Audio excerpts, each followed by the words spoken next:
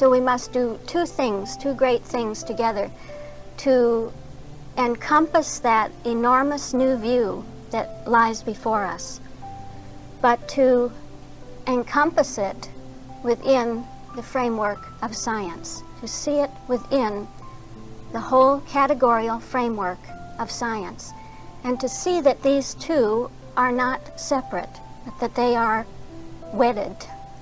The bigness of the idea, the newness of the idea, the greatness of it is one with the structure of science, the structure of being itself.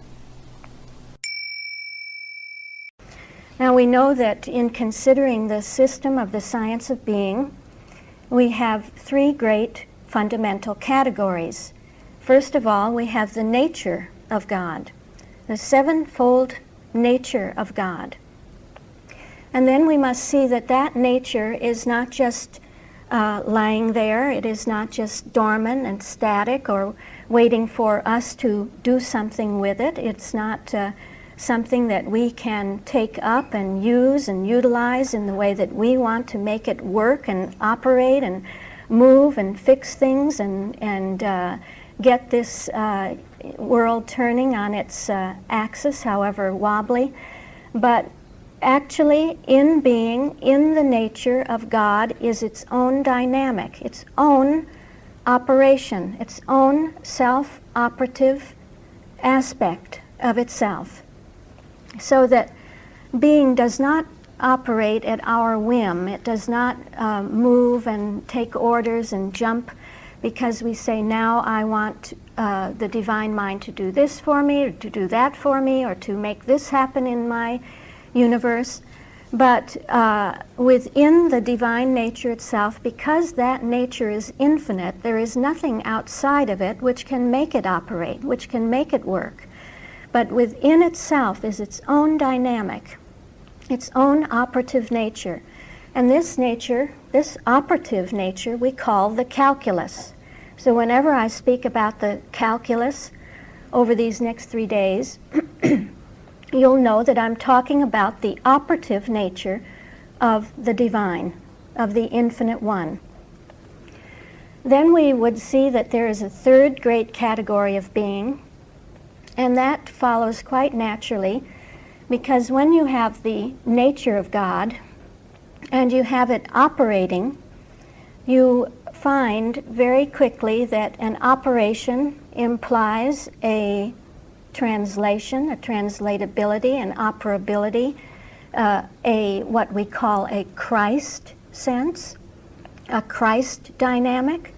Whenever you hear dynamic, you hear operation. Whenever you hear operation, you hear Christ. This is the office of the Christ to make things work and happen and happen and happen at every level, at every conceivable plane of consciousness, so that there is no plane of consciousness that is not filled with the operation of the divine nature of God.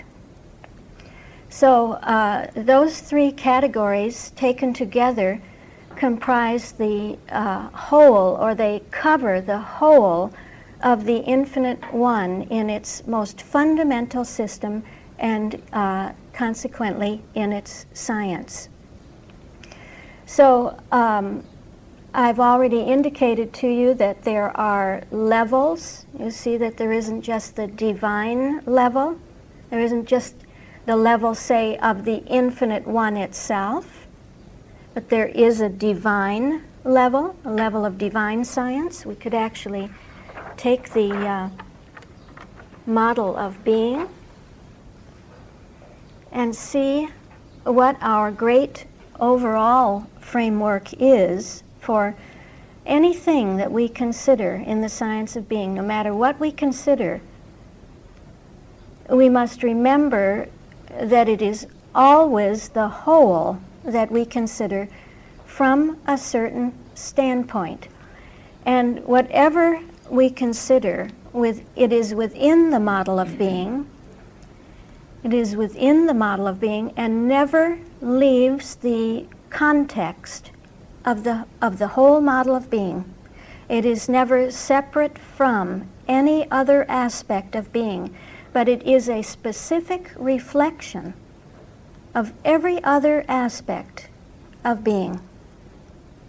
So that we've already indicated that there are levels, and that we may have the level of being itself, or of the infinite one. This is actually the level of science itself, right? Then we have the level of the divine level, where the divine principle comes specifically into focus as we move from the infinite principle, from the infinite one principle, to begin to look at the inner content of that infinite one principle, to begin to render calculable that which has seemed to be incalculable. Because if you have the infinite one, one of the meanings of infinite, generally speaking, is to be incalculable, that you can't calculate it. It's so enormous, so great. And so it is the level of divine science that says, actually, because that infinite one is infinite, it contains within itself its own system, its own ability to calculate itself. What on earth else could calculate the infinite one except the infinite one? And so the infinite one, being infinite, contains everything within itself that is necessary for it to know itself, to understand itself, to interpret itself. And this is what we find on the level of divine science. The first appearing, the first coming in of that divine infinite calculus, as we look at the divine principle, love, and see the threefold essential nature of that one infinite principle. That threefold essential nature being life, truth, and love, as the textbook teaches us. Then we would see that there is a further level, the level of Christian science. Actually, it happens in the textbook. It happens, say, in the 16th chapter, that Mrs. Eddy speaks of Christian science, and she may mean by Christian science either one of two aspects. She may mean absolute Christian science, or Christian science itself, per se. So we have the two great aspects of that further level then coming in, and each of these levels has its own office, its own purpose, its own pedal note or theme or great purpose to fulfill within the whole system, within the whole complete range of consciousness. So we come to absolute Christian science and would see that absolute Christian science takes that calculus now of divine science and begins to calculate individually with it, begins to show the infinitude of calculations that are possible within the divine infinite calculus of being itself. This is very logical. If you take as an analogy, say, mathematics, you know that you have a principle of mathematics. Perhaps somebody starts by telling you as a new student of mathematics, well, you know, first of all, there's a principle of mathematics. And you say, well, isn't that wonderful? I know that means that it may be possible to understand that infinite subject of mathematics. And so you begin to look into that infinite principle of mathematics, to look into the essentials of it, the essential nature of it, to begin to see how you can calculate, how mathematics is calculated itself, how it calculates itself, how the whole system of mathematics calculates itself, is one great system. This would be analogous to the level of divine science. And then further you would want to see, well, what if I have the need to calculate something specific, to come up with a specific answer, a specific solution to a problem that is mathematical in nature? Can I do that? Or is it such a great, vast, still amorphous sense of a principle that is indeed a calculus, but doesn't apply itself to the individual instances, which doesn't come to the particulars within the whole generality of the life and being of mathematics? Well, this would be then analogous to absolute Christian Science, which says this calculus is applicable in every instance. This calculus will adapt itself, will apply itself in every individual case, in every individual experience. If you're cooking something and you need to calculate how much flour, how much sugar, and all that stuff, that tremendous principle adapts itself to that set of circumstances. It comes right there to the kitchen, and through an understanding of mathematics enables you to measure correctly and relate correctly all the ingredients until you have the results that are desired.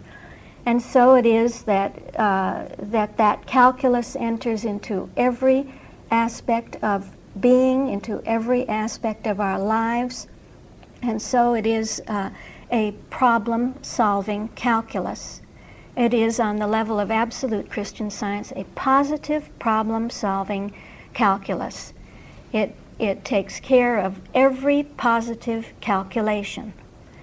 So we're very happy about that until something comes up that doesn't look positive, that looks like it has gone awry, that there's been some miscalculation, something that didn't happen according to the highest standard, according to the highest operation. It looks faulty to us.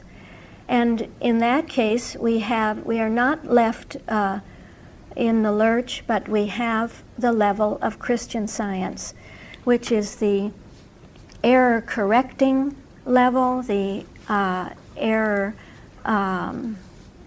renders error null and void. It is showing us the application to the human condition, to the human situation. It takes care of negative problems. So Christian Science then gives us those laws and rules and orders that are specifically adapted to that correction, to that claim that there is anything else going on but the divine infinite calculus, that there could be another calculus at work. A human calculus, a mortal calculus, a personal calculus, whatever it seems to be, whatever we would think could work in our universe, could operate in our universe as another power, you see. There would be anything that would have the power to function, to operate, is all handled by this exquisite level of Christian Science. And what I want to bring out at this point is that while we will be focusing primarily on the level of Christian Science over the next days, and we will be doing that in a very, very unique and specific way, I want you always to keep in mind the great overview, the great framework within which Christian Science lies. And so I may from time to time remind you of something that is within that greater framework. I may say, well, remember what we saw about absolute Christian Science. Remember for instance, the point of the Christ, or Don't forget, there's a relationship between absolute and Christian, between divine science and Christian science. Or don't forget the Christ order, something like this. So even though we seem to be on just one plane of science, one level of science, we never are. We cannot be. These are not watertight compartments. The level of Christian science is not exclusively set apart by itself, unaffected by, unrelated to any of the other levels. It's one great holo movement that we will see, one great pattern at work, that the whole of the model of being presents us with the deep structure pattern that is operating and translating itself to every plane or scale of experience, every scale of experience.